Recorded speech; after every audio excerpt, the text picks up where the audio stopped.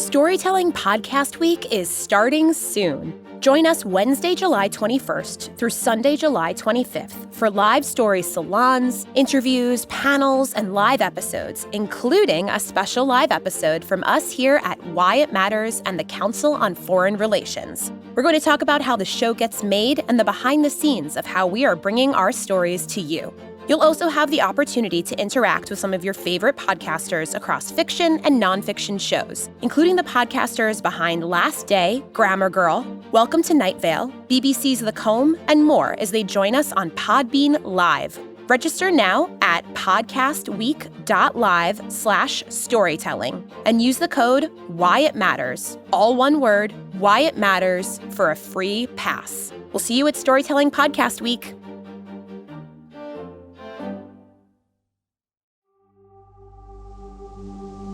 Fresh water is one of those things we forget about when it's easily accessible. But as soon as it's not there, even for a short time, it becomes painfully clear how much we need it. Aside from thirst, we rely on water to cook, to bathe, to do laundry. Behind the scenes, much larger quantities are needed to make our clothes and grow the food we eat. But as climate change accelerates, water is becoming scarce in arid, highly populated regions all over the world. From India to Israel, from Italy to Mexico to Australia. Countries of all kinds are struggling to survive and adapt to a much drier reality.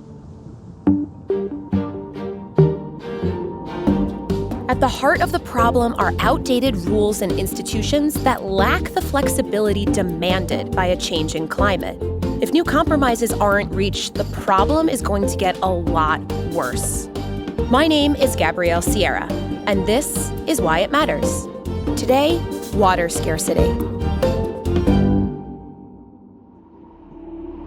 It's one thing you can't survive without, and yet more and more people around the world are being forced to try. Severe drought has hit Maui once again. China's Taiwan region is facing the worst water crisis in 56 years. From the Rio Grande to the Rocky Mountains, a mega drought is underway. It's shaping up to be the worst water crisis in generations.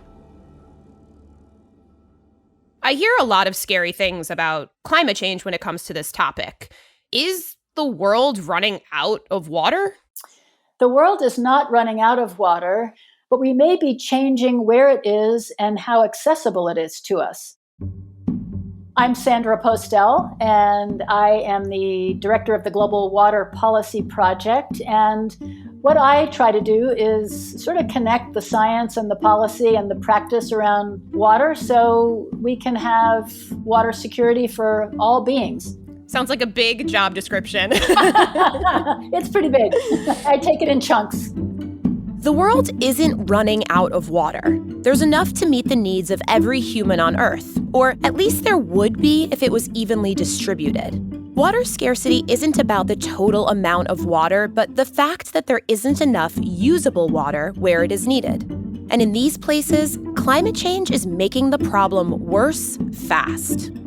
The basic physics of it really is that as the temperature of the planet warms, the atmosphere expands, which means there's more capacity for the atmosphere to hold water. And so in a dry place, that means you're going to have more evaporation, which is going to dry it out further. In a wet place, you're bringing up more water and you're going to get more condensation and it's going to rain more intensively. So as a rule of thumb, climate change will make dry areas drier, wet areas wetter, and the intensity of those events is increasing. I think the primary way we're going to experience climate change, and already are, is through the water cycle. And we're already seeing that. In the southwestern US, we're in the midst of a mega drought that it seems the second worst we've seen in 1,200 years. And it's something we really have to grapple with. I think we need to also look at our language around this and start talking in dry places about aridification more than drought, because we're going to see a long-term chronic drying that requires a different response than a temporary drought that we expect to end. There'll be more rain in certain years than others, but the long-term trend will be a drying out of the environment, less water available, less water in the soil. And that's a different aspect of security for society. Water is a matter of global security because there are a lot of human beings living in those dry environments, whether it be Los Angeles or Marrakesh. The UN estimates that water scarcity currently affects 750 million people globally, and that by 2035, half the world's population will be living under high water stress. Alongside the vast human suffering it will cause, that much scarcity has the potential to lead to migration, deep economic problems, diplomatic face-offs, and even outright conflict. A big part of the problem is that the world didn't plan its cities or its water infrastructure with climate change in mind. A lot of the issues that we face on water scarcity, as well as water overabundance and flooding, are relatively recent. And what I mean by relatively recent is the last, even 50 years, 75 years. This is Mark Giordano. He holds a chair in Environment and International Affairs at Georgetown University's Walsh School of Foreign Service. People didn't talk about water scarcity in the way they do now, or a global water crisis, until maybe the early 2000s or maybe late 1900s. And I point that out because the institutions we've developed to manage water were mostly about building infrastructure to access water and to use water, to build dams, to build canals, to build flood control systems. Because the questions were usually, how can we get more water? Now we're asking the questions of how can we manage the water we have better, because there is no more water to keep developing. So now we're in a situation where we've overallocated the water, our institutions were built for something else, and now we're trying to figure out what to do. And a big part of it is building understanding that users of water often don't know there are other users of water. If you start talking about the water around wherever you live, you will very quickly start using my water, our water, their water. You'll appropriate the water yourself. So farmers talk about their water, and cities talk about their water, and California talks about its water, and Colorado talks about its water, or US talks about its water versus Mexico's water. The number one thing to remember is that water is a shared resource, and it doesn't belong to any one person, any one state, any one industry. We're all in it together. We have to make sure we all understand that and remember that if I forget that, the negative impact on you might come back to haunt me later. With that kind of basic idea there, we have to think about setting up institutions that are going to last over time.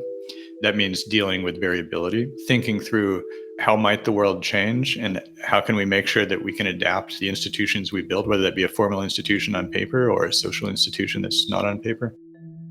In order to understand how climate change will affect water, first, we have to understand the basics of how water functions in the environment. It feels like one of those 101 things that we just never really ask about, so let's ask about it.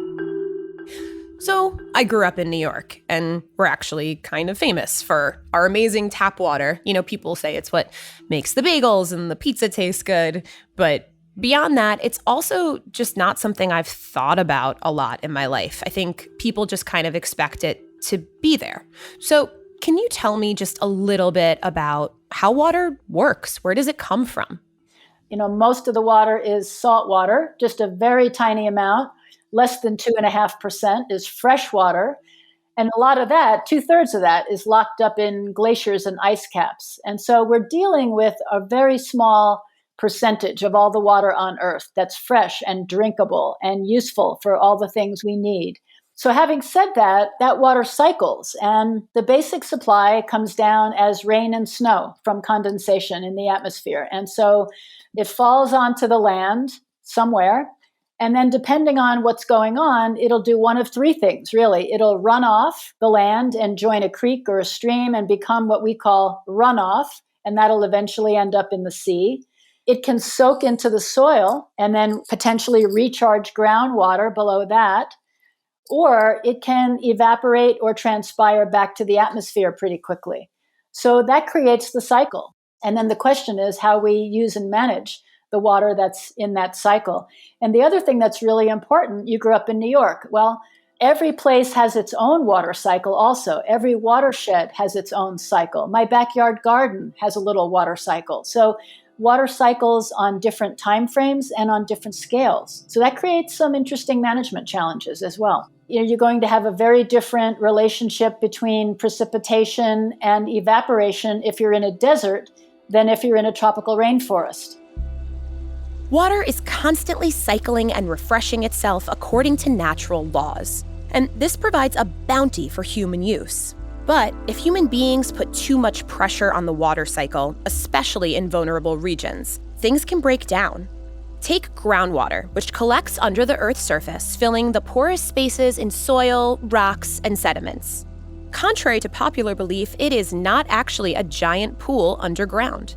Anyway, we drill into these spaces to access and consume the water trapped inside. Groundwater is then replenished by rain and snow as it melts and seeps back into the land. In places like California's Central Valley, farmers drill deep to pump out enormous quantities for use in irrigation. In fact, groundwater extraction has been so aggressive there that the entire region is sinking, sometimes at a rate of more than a foot per year.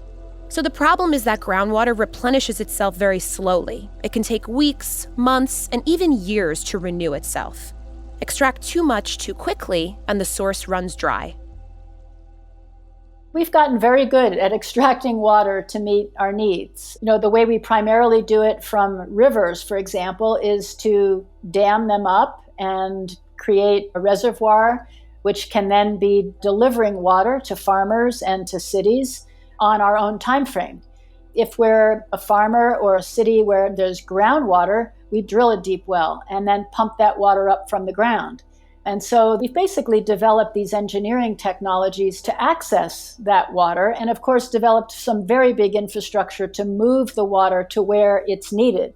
Nature has given us kind of a difficult hand when it comes to water because you need a lot of sunshine to grow crops. But when you have a lot of sunshine, you don't have a lot of rain. And so we've had to move water to where the crops are best grown. And that often means, moving water from a wet place to a dry place. What about the relationship between agriculture and water consumption? Agriculture is the biggest consumer of water in the world.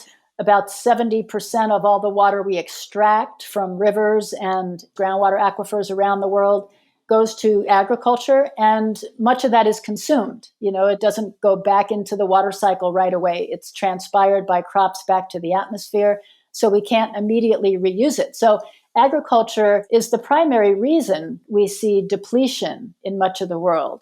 And I want to say, a good bit of that is that it just takes a lot of water to grow crops. Again, I don't want to castigate agriculture. Farmers are doing great work to provide us with these items to eat and to make clothes. We gotta eat. But it just takes a lot of water. When it comes to agriculture and water scarcity, the most important question to ask is where the crops are grown, rather than how much water they consume. So this may sound a bit confusing, but take cocoa, for example. It consumes a lot of water, but it's grown in tropical rainforests where there's a lot of rain. California almonds, on the other hand, consume a lot of water in a very dry place. From a sustainability perspective, that is a problem. Nonetheless, as droughts have intensified in California over the past 2 decades, almond production has doubled. Understanding the water cost for any given product can be hard work, and most of us go through our daily lives without understanding just how big our water footprint is. So if we're an average American, it takes about 2,000 gallons of water to sustain our daily life, our daily lifestyle, 2,000 gallons a day. Only 5 or 10% of that is the water we're using at home, and half of that is in our diet. A third of it is in our energy use. Maybe 10% is in our computers and phones and coffee mugs and the things that we use and buy. And then 5 or 10% is the water we use at home, indoors and outdoors. So it's a lot of water, and a lot of it's hiding. If you look around, everything takes water to make. And so if we are wearing a cotton t-shirt, we're looking at as much as 700 gallons of water to make that one cotton shirt. Most of that is water used to grow the cotton out in the field. It's a good thing to recognize that one of the simplest ways in our lives to save water is to not waste anything. Saving water is something we've been told to do our whole lives, whether it's turning off the tap when you're brushing your teeth or making sure you take care of leaks. We're not as used to thinking about the water that goes into our shirts. But we have to learn how to think this way, because increased scarcity is coming. Still, lifestyle changes are not enough to address a problem as large as climate-related scarcity. Only nations and groups of nations have the resources to build the new, adaptable institutions we're going to need in our water-scarce future. After the break, we're going to take a look at an example that shows exactly what I mean. Not in the western steppes of China or the drying fields of South Africa, but right here at home in the U.S.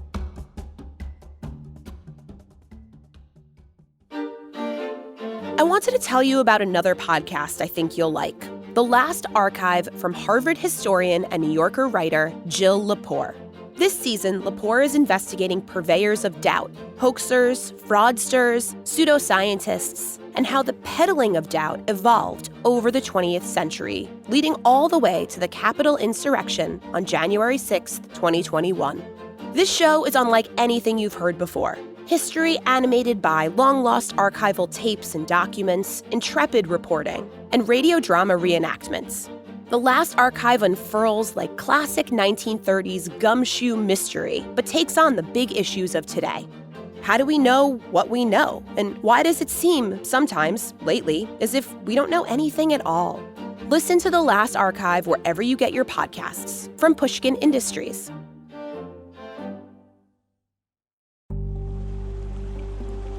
Okay, example time. Close your eyes. Imagine you're standing at the top of the Grand Canyon on a hot summer day. You hear the cry of an eagle and the sound of tourists munching sandwiches. Thousands of feet below, carving its way through the canyon, is the Colorado River. Fed by the snowmelt of the Rockies and other western mountains, the Colorado is not the largest river in the United States, but it may be the most important. It is also the centerpiece of the country's struggle with water scarcity. Millions of people depend on it, and every year it provides less water. Red flag fire warnings have been posted in several western states where a historic drought is threatening a catastrophic fire season. Lake Mead, the nation's largest reservoir, is on track to soon hit its lowest level ever recorded. For the first time ever, the federal government is preparing to declare a drought emergency on the lower Colorado River.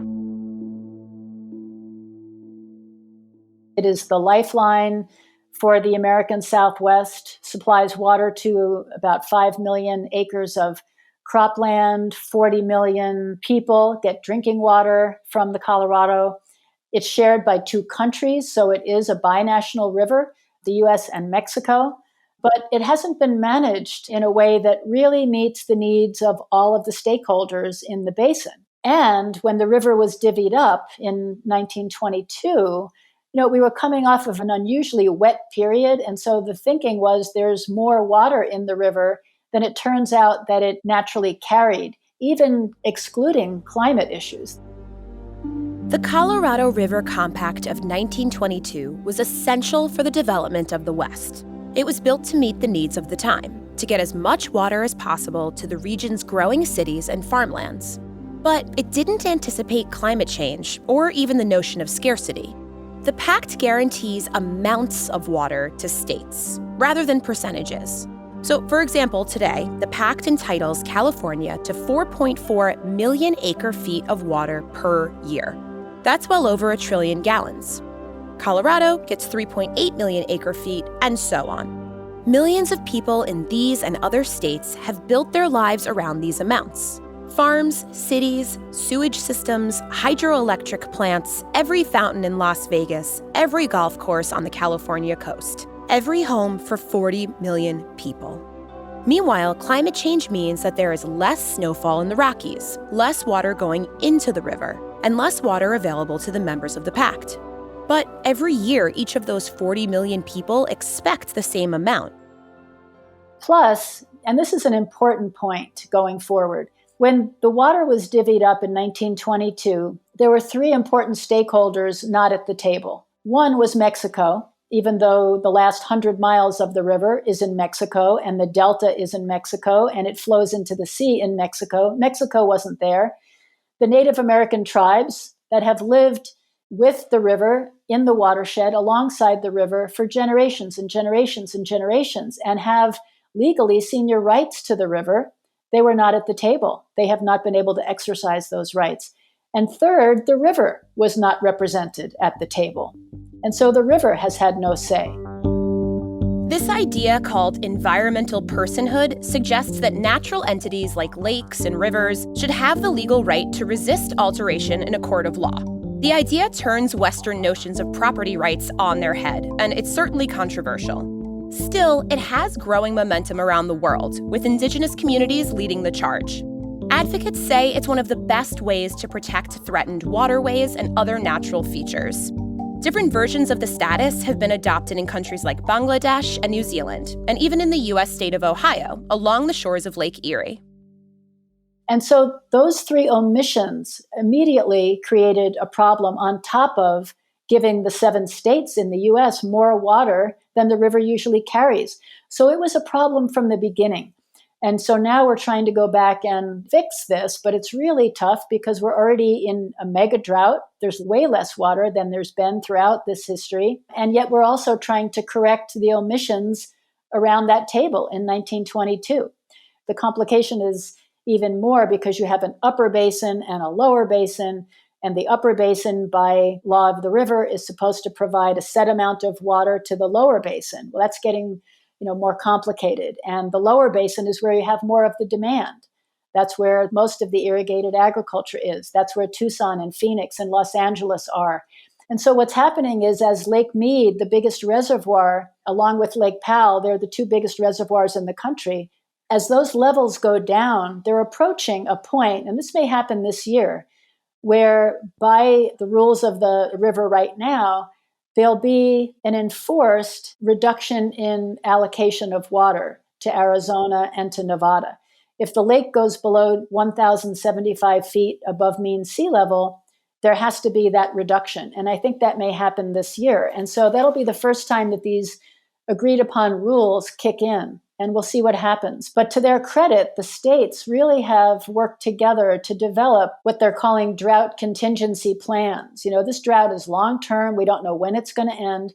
And so Arizona, California, and Nevada have purposely tried to keep more water in Lake Mead to avoid getting to that lower level where, the regulations of the federal government will kick in. And so that's cooperation, and that's good. That's saying we're in this together. But it's still complicated. They're already working on the next round of these rules. So the cooperation is there. The ability to really solve the problems long term, we'll see. The pact is still a long way from comprehensively addressing the West's water problem. But there is reason for hope. The agreement has evolved. Mexico gained its missing seat at the table in 1944, and several smaller amendments over the years have created stipulations to improve conservation and sharing during drought conditions. The capacity for compromise has been demonstrated, but there is going to need to be a lot more before the river becomes sustainable. What does the Colorado River tell us about the problems that we're gonna face and the changes that we're going to have to get used to as conditions get worse? I think the Colorado River reminds us that water is life. We depend on rivers for so many things. We built these dams on the river for important purposes, to generate electricity, to control flooding, to store water so we can provide that winter flood water and snowmelt runoff to farmers in the summer, so we can provide drinking water to all of these desert cities that have sprung up. So they're serving very important purposes. And so the river is really being asked to do a tremendous amount of work. You're in a situation of over-allocation and increasing drought and aridification. But we all depend on that river, and there's just so much it can give without, kind of dying out itself. It sounds like we all need to get used to a lot more water compromise. We do need to get used to more water compromise. And also, we're in a different moment of time than we were when we developed the water rights and the laws and the engineering infrastructure that went in decades ago. We're in a different moment in time. We have more people, we have more demand, we have the big concerns about climate change, we have recurring droughts, we have recurring floods. So in some ways, we need to adapt. And the Western United States isn't alone. The same conflicts are playing out over rivers, lakes, and ground sources across the world. And in each place, you find the same themes. dwindling supply, over-allocation, and institutions that were not built with the flexibility that climate change requires. Even though there's a treaty between India and Pakistan over the Indus River, we've seen a lot of, conflict around water-related issues in Kashmir, for example, even though there's a treaty that sets out how that water should be shared between India and Pakistan. We've seen in Africa a lot of tension and violence even over water between different ethnic groups because there's not sufficient water there to meet the needs of everyone in the culture and in the form of agriculture in particular that they've been accustomed to. One of the most talked about cases of water scarcity is Cape Town, South Africa, which in 2017 came within a hair's breadth of becoming the first major city to run out of water completely. Preparing for the worst, Cape Town's Day Zero plans included shutting off pipes and deploying resources to deal with social unrest and outbreaks of disease. Strong rains staved off the emergency in 2018, but water anxiety remains a serious problem in South Africa and many other parts of the continent too. And so, again, it takes many forms. And for example, the Nile Basin, 84% of the water is coming from Ethiopia, but Egypt is, from a geopolitical and military sense, the most powerful. And so that's where you could run into trouble because the upstream country has, in a sense, the hydrologic power, but not the military power. You look at all the rivers that come out of China. Well, China has the military power and the hydrologic power. So you're not necessarily going to see a war there, but the downstream countries are potentially at risk of water shortage, of not having the security of water that they need because of decisions made upstream. And so you have to look at the dynamic from both a geopolitical sense and from the hydrologic side. Water scarcity is local, but it doesn't always stay local.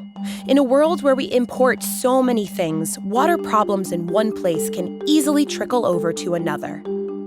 When people talk about water and conflict or water and politics, they're often thinking about the direct issues or the direct outcomes in some place, but there's so much trade in agriculture now, and many countries are very dependent on agricultural imports, that a water problem in one place can transfer to another place via the trade. If people cannot afford food, they are not going to be happy, and you can expect food price rises to be associated with political instability, particularly in places where people spend a lot of their income on food.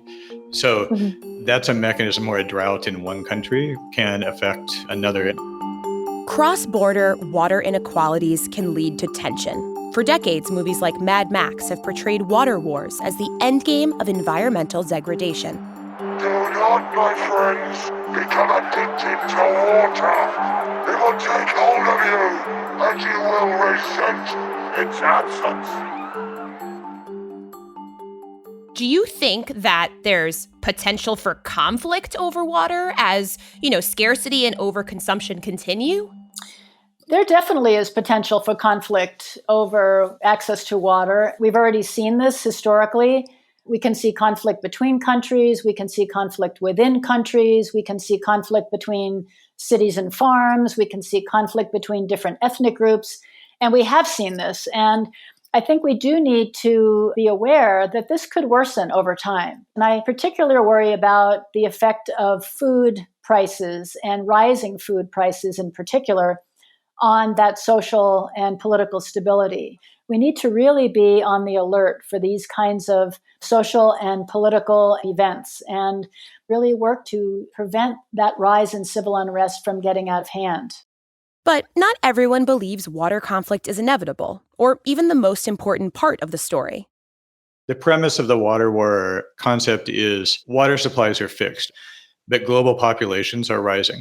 And in addition to that, as populations are getting wealthier, they're consuming more meat. And if you're going to grow beef or pork or chicken, you have to feed multiple kilos of that grain to that meat. So meat consumption per capita is rising and the number of people is rising and the water is fixed. And so people extrapolated that to say, well, at some point, because water is so precious, countries are going to fight over it.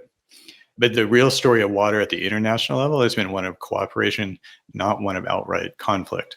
As you go down in scale, that's where you're more likely to find actual conflict and in particular violent conflict. And you can find hundreds of examples of two farmers shot each other, you're going to be hard pressed to find an example of two countries. So what I would say, it connects also to the trade issue we talked about. Within countries, poor water management coupled with a drought, coupled with other pressures can lead to conflicts, can be a factor in conflicts within a state. Sometimes those conflicts can spill over. People discuss that, especially with Middle Eastern states and some Sahelian states in Africa now.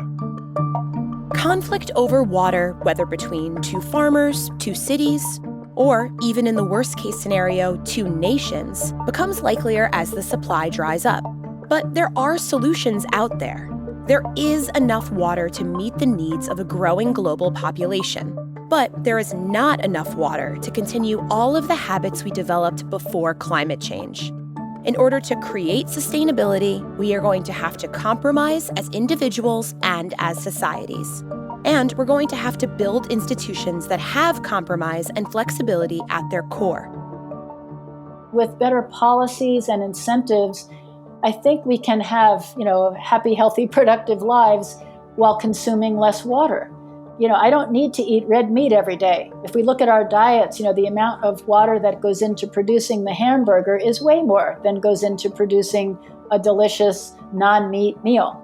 And so even if we reduce our meat consumption by half, say, that's going to save water. You're not using all of that irrigation water to grow alfalfa to feed to the cows or to grow corn to feed to the cows. And so we have a lot of ability to adjust. I think we need to do it in an equitable way. I think we need to do it in a way that gives people important choice. Diet is a very personal thing. I don't think we should be prescriptive about it, but to provide the information and let people know, hey, some of this is in our control. Some of this is in our hands. And we've also only begun to tap the potential of conservation and increased efficiency of water use. We're saving because of more efficient toilets and faucets and shower heads and dishwashers and washing machines. We're saving 9 billion gallons of water a day. That's equivalent to 9 New York City's worth of water because of more efficient appliances and fixtures in our homes. That's really huge. And we haven't begun to tap the potential in irrigated agriculture. More efficient delivery of water, more efficient application of water, the ability to put sensors in the soil to know how much water is really needed to grow the crops. We can marry information technology to efficiency technology and get more crop per drop across the board. So there's a lot we can do to solve these problems. It's not a doomsday scenario. We just need to develop the political will, the social will to make these changes, and they can be made. My concern is that the problems are unfolding, the challenges are unfolding much faster than these solutions. Everywhere I look around the world where there is a problem related to breaking the water cycle, there is an example of how to fix it in the real world. We just need to scale these solutions up. A big part is developing the understanding that there are other people using this water. And so communication and awareness is a big part of the institution building process. And I would say on the negative side, we haven't done that very well so far. On the positive side, institutions take a long time to build and trust takes a long time to build. And we're moving in a path in the right direction, but these processes take time. So I always say short term, I'm a pessimist, and long term, I'm an optimist. I think the only thing I'd say is water, just to get everybody to step back and think about how they feel about water. And when I say feel, I actually mean really feel. There's a reason that you want the hotel room with the sea view. And there's a reason people want to sit by the river. And there's something about water that is special to us. You'll be hard-placed to find any religion that doesn't have water as part of its origin story of humankind or of the universe. It has a special place for us. It has a special impact on us in a way that few other things do. And I think if we stop and think about that for a while, how important it is to all of us in every aspect of our life, that maybe we can think a little bit more clearly about coming up with good solutions. Can you paint me a picture? What's at stake if we don't learn to cooperate and conserve better? We're looking at a world that will be less good for us to live in. We will not have the healthy rivers and riverside forests and fish and wildlife that we want to have in our world. They will be gone. And then secondly, we'll see more conflict because Water is life. Water is essential to food. Water is essential for drinking. And as we see, as things become scarce, they also grow more inequitable. So, of course, the wealthy are going to get what they need, and the poor will not get what they need. And so there'll be more inequity, which breeds more tension, which breeds more violence. And so we'll have a less peaceful world as well as a less healthy world. And that's not a world that most of us want to live in.